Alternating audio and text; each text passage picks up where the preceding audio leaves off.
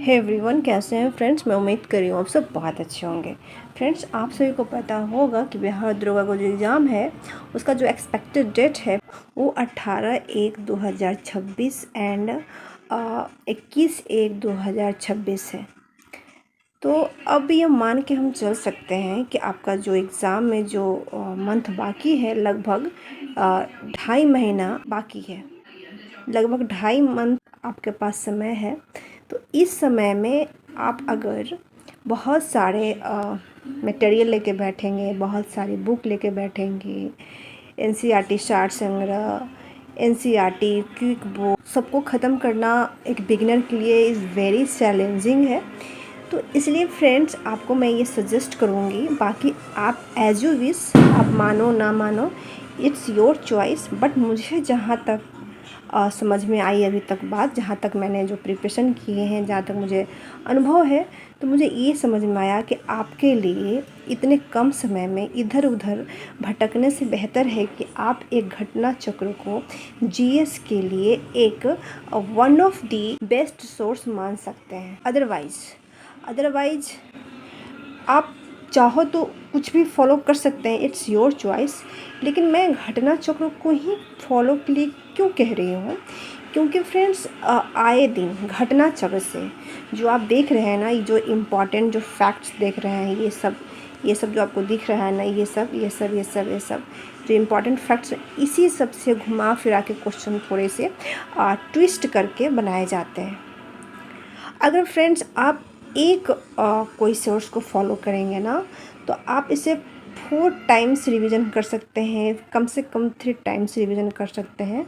But आप different source को use करेंगे ना, तो आप रिवीजन करने में मतलब कैपेबल नहीं होंगे। ठीक है, रिवीजन करने में आप बिल्कुल भी कैपेबल नहीं होंगे। इसलिए फ्रेंड्स, मैं आपको ये कहूँगी कि आप बिल्कुल एक सोर्स को फॉलो करें, चाहे आप घटना चक्र को फॉलो करें या फिर और भी कर सकते हैं। लेकिन घटना चक्र बेस्ट इसलिए है कि इसमें जो है ना, क्वेश्चन प्रैक्टिस भी दिया हुआ है, प्लस जो भी चैप्टर से जो इम्पोर्टेंट फैक्ट्स है वो भी दिए हुए हैं, और सारा इम्पॉर्टेंट फैक्ट्स एक जगह है। इसलिए ये सुविधाजनक है, रिवीजन के पर्पज़ से ये सुविधाजनक है, क्वेश्चन के पैटर्न से के पर्पज़ से। तो आप देख लीजिए फ्रेंड्स कि आपको किस में सुविधा है। ठीक है, लेकिन मैं कहूँगी कि अगर आप बिगिनर हैं और आप चाहते हैं कि आपको 2.5 महीने में आपका एटलीस्ट कम से कम बिहार दरोगा का पीटी निकल जाए, देन मेंस जब होगा तो देखा जाएगा, और मेंस में भी कुछ आपको टाइम एक्स्ट्रा मिल जाए, ये भी इसकी आशंका है। तो पहले जो सीरियस एस्पिरेंट्स होगा वो बिल्कुल पीटी निकालना चाहेगा। तो आप चाहते हैं कि पीटी मेरा श्योर शॉट हो, तो आप कुछ नहीं फॉलो करें सिवाय घटना चक्र के, क्योंकि आप ज़्यादा करेंगे चीज़ों में फंस के उलझ जाएंगे, रिवीजन नहीं कर पाइएगा, and end of the exam में आप उतना बेहतरीन प्रदर्शन नहीं कर पाइएगा जितना कि आपको करना चाहिए। क्योंकि आपने कितना पढ़ा है उससे रिजल्ट नहीं आता है फ्रेंड्स। मैं बार बार कहती हूँ कि जो सफलता की जो सबसे बड़ी कुंजी है ना, वो है आपका रिवीजन एंड आपके लिमिटेड सोर्स। ठीक है, अब हम बात करते हैं कि आज से हम लोग क्या करेंगे कि आपको हम मॉडर्न हिस्ट्री शुरू कर रहे हैं। राइट, मॉडर्न हिस्ट्री शुरू कर रहे हैं, और पर डे आपको 4 चैप्टर याद करने हैं मॉडर्न हिस्ट्री के। और ये 4 चैप्टर कहाँ मिल जाएगा? आपके पास अगर बुक है, घटना चक्र है, तो ऑल दी बेस्ट। अगर नहीं है तो आप मेरे टेलीग्राम चैनल से जुड़ सकते हैं, वहाँ से इसकी पीडीएफ प्राप्त कर सकते हैं, एंड वहाँ से ये जो टास्क है ना वो शुरू कर सकते हैं। देखिए फ्रेंड्स, आधुनिक भारत में कम से कम 390 पेज है, 390 पेज है। अगर आप डेली का आप 30 पेज भी कवर करते हैं, तो लगभग कितना दिन हुआ? 15 या 45, यानी 450, यानी 15 डेज में आप मॉडर्न हिस्ट्री को कवर कर सकते हैं। राइट, इसी तरह से आप क्या कर सकते हैं कि 15 डेज में आप मॉडर्न हिस्ट्री कवर कर लिए, फिर 15 डेज में आप कर लेंगे पॉलिटी।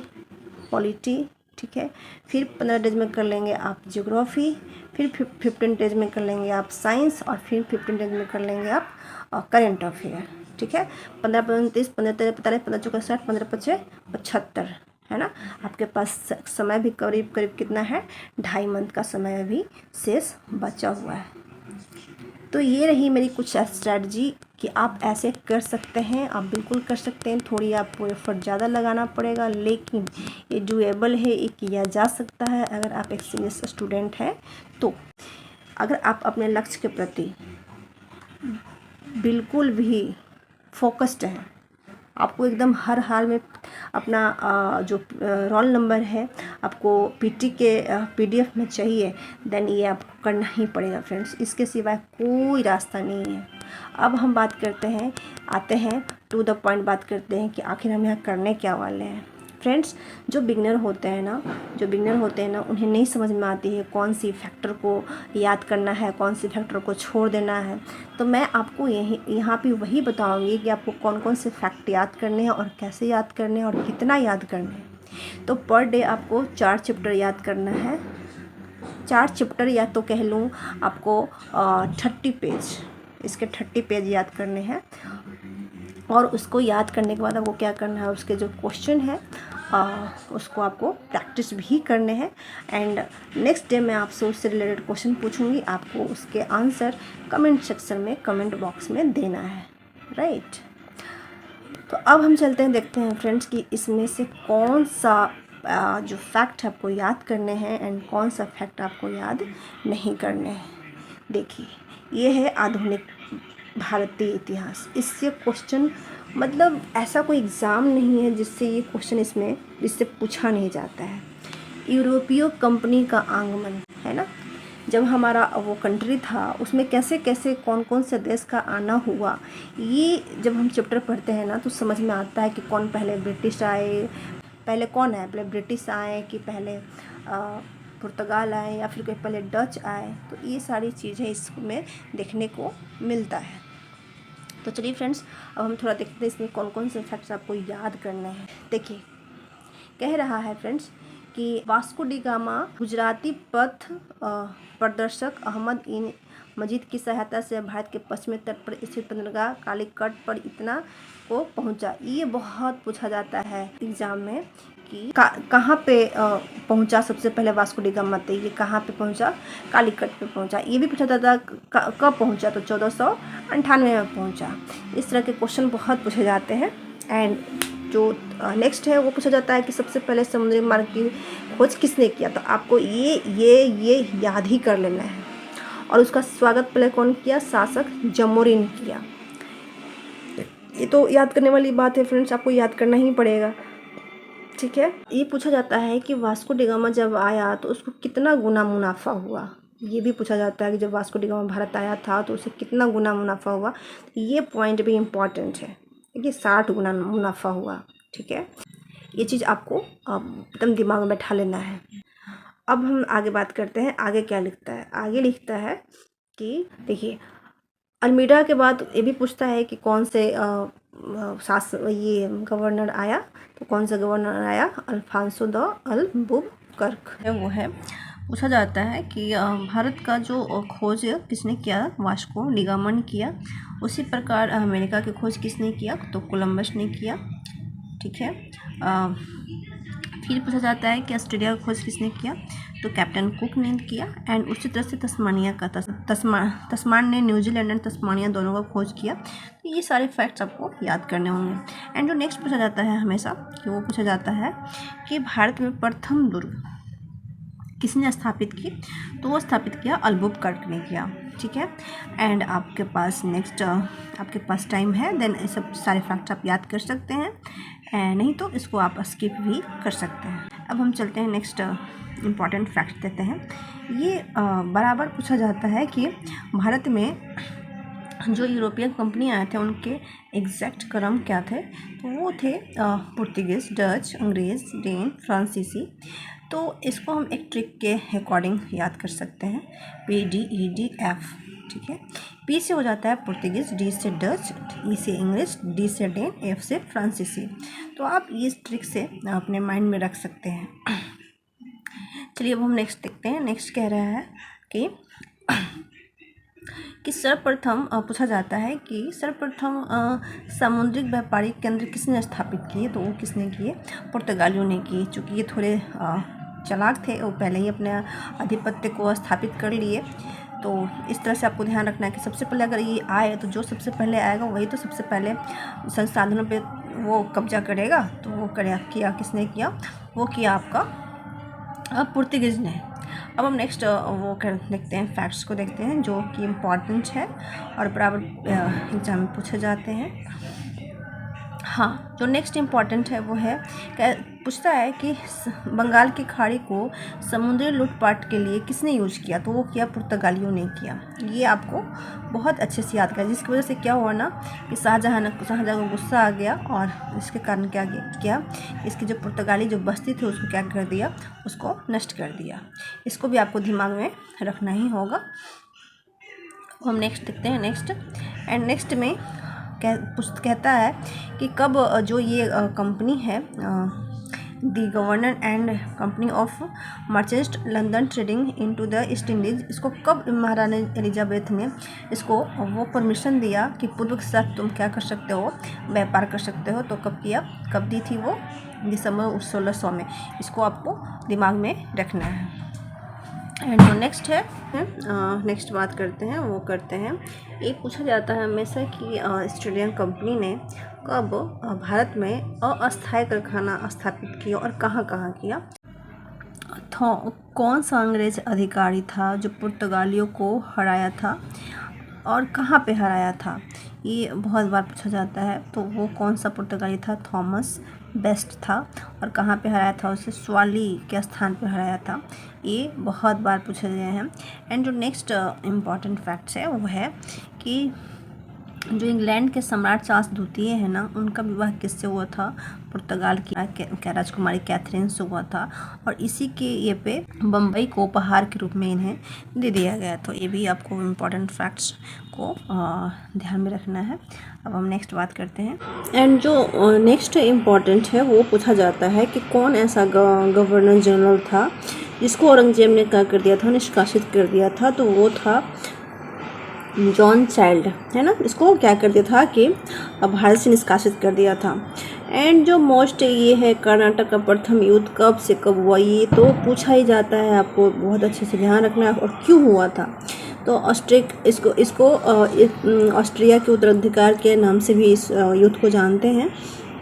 अगर आपका ऐसे डिटेल इन्फॉर्मेशन लेना है देन आप रेफ़र कर सकते हैं क्विक बुक एंड रेफ़र कर सकते हैं NCERT। मतलब अगर आपको इसका डिटेल जानना है, क्यों हुआ था, कैसे हुआ था, क्या क्या इसमें फैक्ट्स हुए थे, तो ये सारी चीज़ें, हालांकि ये सारी चीज़ें भी डिटेल में मतलब पूछती नहीं है, तो आपको पढ़ने की भी कोई आवश्यकता है नहीं। आप चाहे अगर आपके पास रटने की क्षमता है तो आप डायरेक्ट इसको अपने अंदर मतलब हजम कर सकते हैं, ठीक है। अब हम बात करते हैं नेक्स्ट जो इम्पॉर्टेंट है वह है ये सब क्या कर सकते हैं आप, क्या कर सकते हैं, इसको स्किप कर सकते हैं। ये सब कुछ चाहें तो आप इम्पोर्टेंट कर सकते हैं। ये वाला थोड़ा फैक्ट इम्पॉर्टेंट है, इसको याद कर लीजिएगा और ये याद कर लीजिएगा। अब हम चलिए नेक्स्ट देखते हैं। नेक्स्ट कह रहा है कि हाँ, ये एक्सला सेप्ले की संधि कब हुई एंड इस युद्ध संधि के साथ किस युद्ध का समाप्त होता है, ये भी आपको याद रखना है। एंड इसका रिजल्ट जो हुआ वो मद्रास अंग्रेज़ों को क्या हो गया, पुनः से क्या हो गया, प्राप्त हो गया। ये आपको बातें ध्यान में रखनी होंगी। एंड अब जो नेक्स्ट इम्पॉर्टेंट है वो देखते हैं। अब ये सब जो है ना इम्पॉर्टेंट, जिसने पहली बार डुप्ले ने क्या किया कि भारतीय राज दरबारों में अपना भारतीय व्यापार नियुक्त करवाया, तो ये थोड़ा इम्पॉर्टेंट है, इसको आप एक बार देख लीजिए ताकि माइंड में रहे और जब ऑप्शन आपके सामने आए तो आप उसे टिक आउट कर सकें।